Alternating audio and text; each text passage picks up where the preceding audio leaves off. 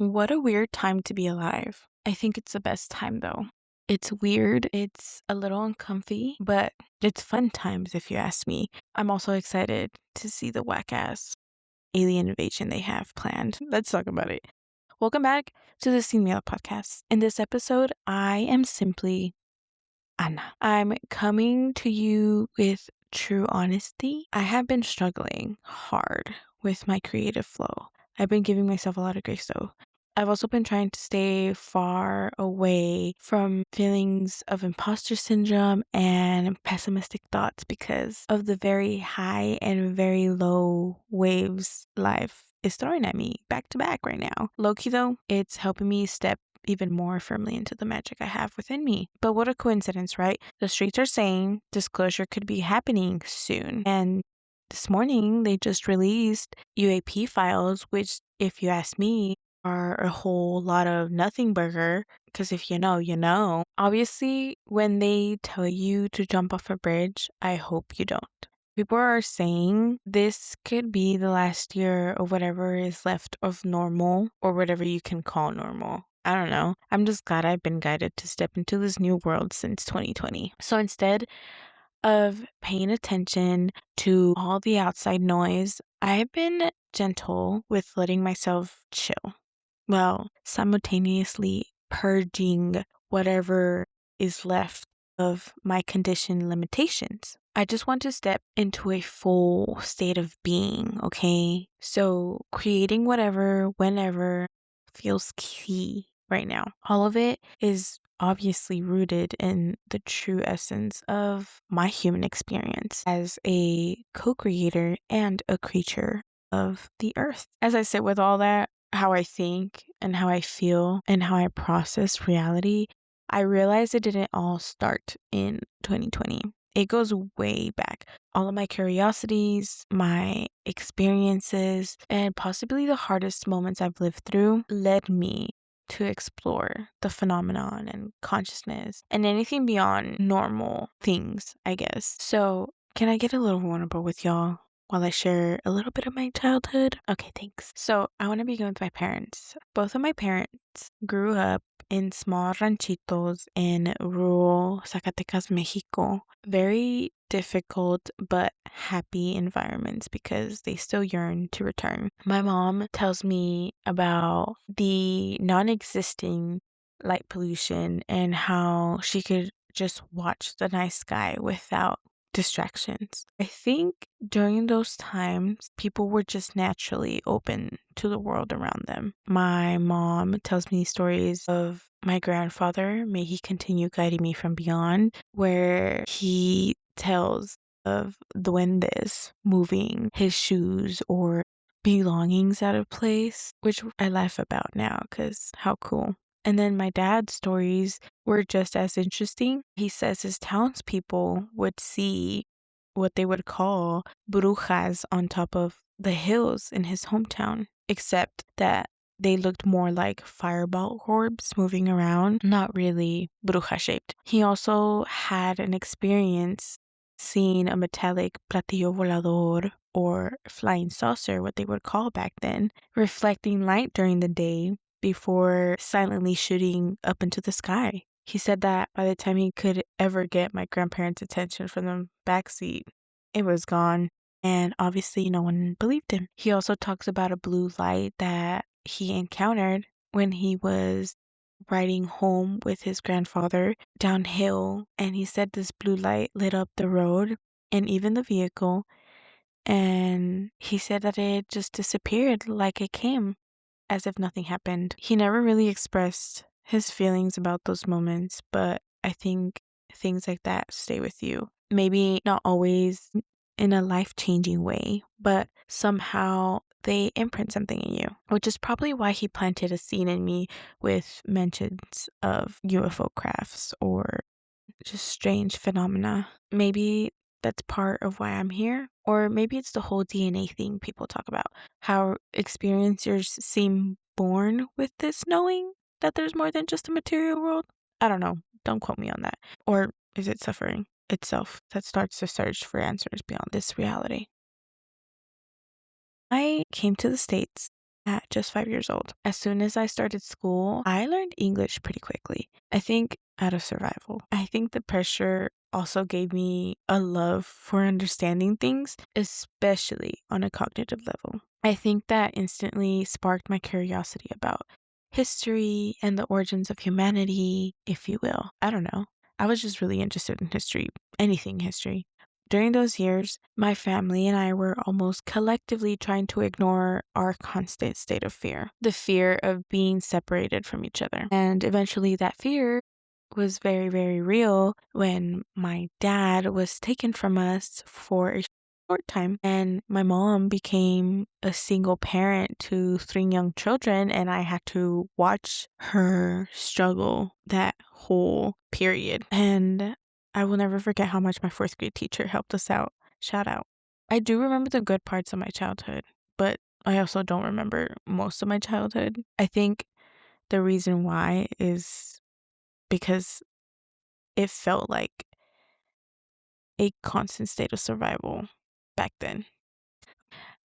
I had my first sighting of a craft when I was around 8 or 10 years old. Not much I remember, but it just sparked the beginning of loving anything UFO related. And if you haven't read my Substack on undocumented extraterrestrial, it just tells you a little bit more of my insight of growing up undocumented. So much happened in Arizona.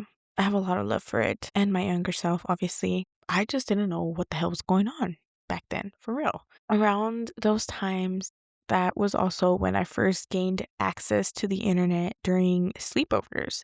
And YouTube was that girl back then. I just wanted to see raw footage of anything paranormal, craft sightings, ghosts, whatever. I also vaguely remember coming across Bob Lazar. Something about him made sense to me. Even though I eventually moved on, I was also raised Catholic, and my relationship with God has always been complicated for as long as I can remember.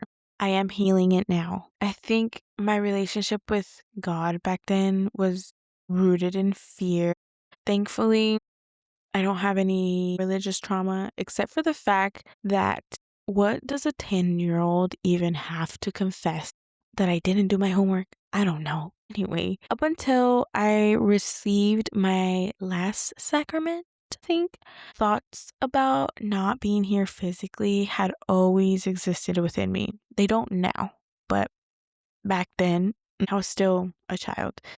So when the sacrament ceremonies came about, I was expecting something transformative to happen the moment I received, say, the Eucharist or the body of Christ. Whatever I was receiving, I can't remember because I don't even remember what I got for confirmation. Anyways, and when that didn't happen, I think that's when the detachment started.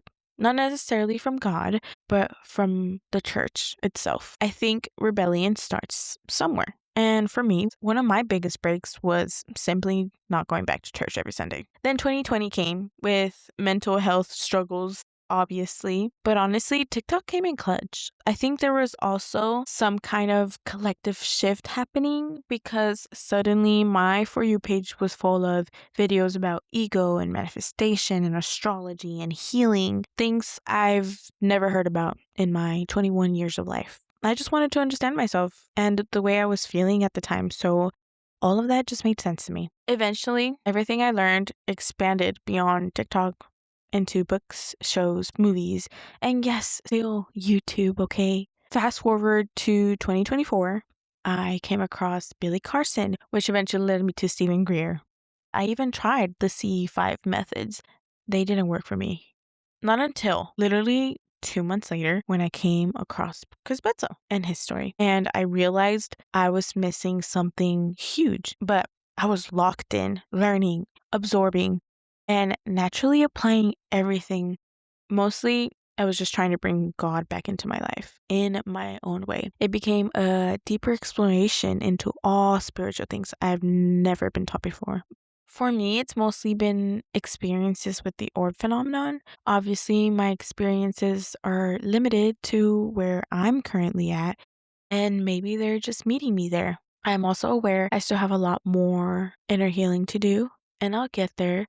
but I know my relationship with God is growing and has been growing since 2024. I think I've experienced just enough to know that my connection to the divine is real. Even if it's subtle and comes and goes, I know I feel it within me. And I'm still learning how to exist without fear in those moments, trying to humanize my experience while keeping my communication open with God, the Mother, the Son, or the Father. Now, maybe it's my Saturn return kicking in, or maybe it's just the times we're living in. I feel called to share not only my heart, but the real process of living through history in real time. Maybe I'm just trying to document my path towards receiving my magic powers. That could also be it. I don't know, man. I'm just trying to have fun where I'm at with all of this and see how it all turns out in the bigger picture. I am not an expert in anything. I'm just someone deeply interested in the human experience and these times of reconnecting with the magical world we were all separated from. And I just want to share my sense of wonder, a place I naturally always find myself in. Do I fear putting myself out there? Of course. But I'm also Mexican. And naturally, in our culture, death is truly never the end. It's celebrated.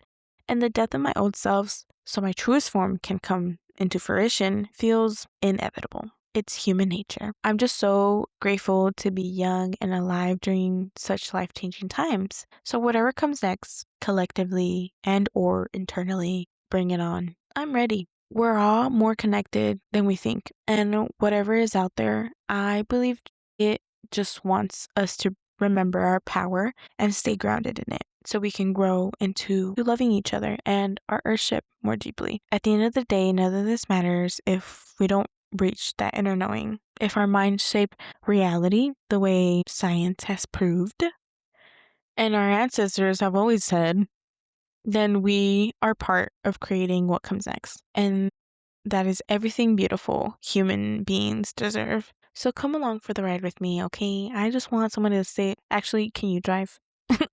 No, but I'm just so thankful for God, Source, the universe, my ancestors, my angels, my guides that have led my heart here. I hope I can help usher in the real magic back into this world. If you made it this far, thank you. I love you. Seriously, it means so much to me. Thank you for existing. Thank you for listening and for letting me share this part of myself. I'll just post whenever I feel like it, if I'm being honest. I don't know. We'll see. Thanks. All right, bye for now. Besitos. Bye. And it feels